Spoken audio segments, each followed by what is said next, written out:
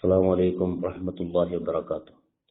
الحمد لله والصلاة والسلام على أشرف رسول الله وعلى آله وأصحابه الفائزين بالله أما بعد. قال رسول الله صلى الله عليه وسلم: من فرق بين والدة وولدها فرق الله بينه وبين أحبته يوم القيامة.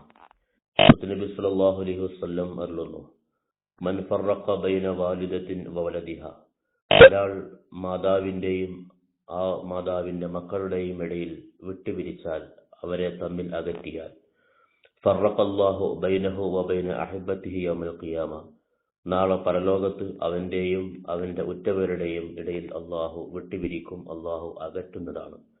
മാതാവിൻ്റെ ലാളനയും സ്നേഹവും പരിപാലനവും കുട്ടികളുടെ അവകാശമാണ്.